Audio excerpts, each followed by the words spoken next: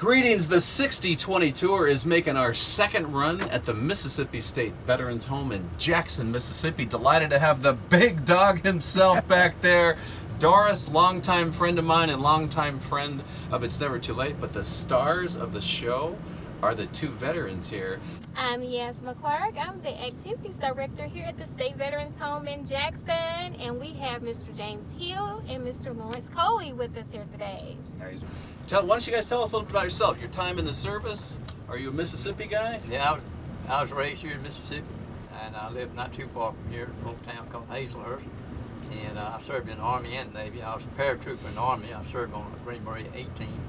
And in the Navy, I was a naval intelligence analyst, and I helped out with the SEAL teams. So I've been around the world twice. I've been to about 12, 14 countries. So you're one of those badass guys that was jumping out of the planes and doing all kinds of stuff you can't talk about and all that. Yeah. So tell us what you can talk about that was kind of on the edge, kind of some of the scarier stuff that you did. Well, jumping out at night out of a C-130 is pretty dangerous. Sometimes we had to land in trees. That was pretty scary. How high was the plane? About 3,000, 2,500 feet, 3,000, somewhere along in there.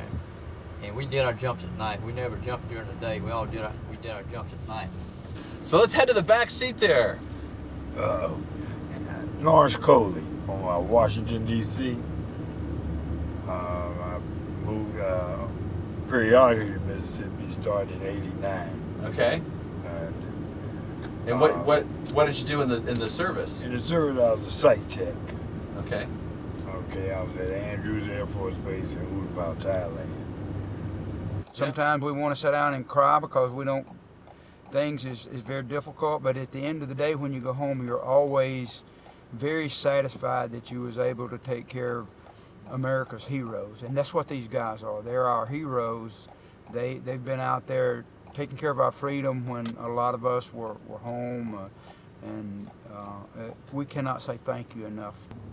When I was young, I would never thought I would end up in a place like a nursing home, old folks home, nothing like that. And this is nothing what I thought it would be like.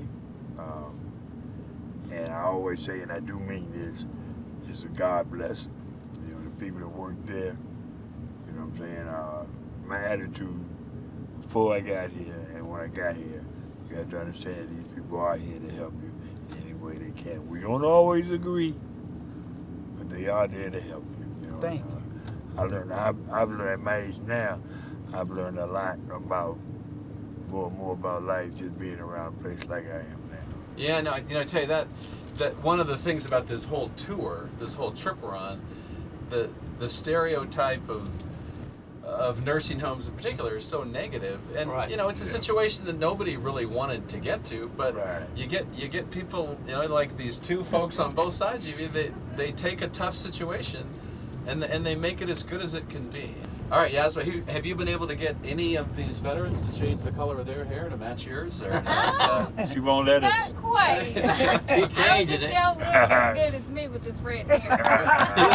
we don't know what color she's gonna have. We just have every time she comes in, she'll have a different color. Oh, okay, I'm just catching. They like the suspense. I'm catching this week's flavor. All right, I like it. Well, I'm going with gray. Each hair color that serves me well. So they say. I'm satisfied with gray. Okay, this is bonus coverage of the Mississippi tour. We just had dropped these guys off, but right when we were leaving, I heard that James is both a poet and a rodeo guy. So tell us quickly about your rodeo experience first. Well, I was bareback in bulls. I rode bulls and that was kind of a dangerous thing to do. Bareback, you get on the horse, you get down and shoot on a 1,000-pound horse, or a bull that weighs 1,500 to 1,700 pounds. It's kind of scary, I guess it's a natural progression from jumping out of planes. Both of them are dangerous. Cowboy poetry? Yes. Okay, well, I'm going to turn around. We'll head back in there. Why don't you, while I'm riding, why don't you read a little bit of the James cowboy poetry? Okay, this one's a rodeo woman. She is a cowgirl, a cowboy's dream at night. Her smile makes his day bright. She seems to dance on air, and her hair is so fair.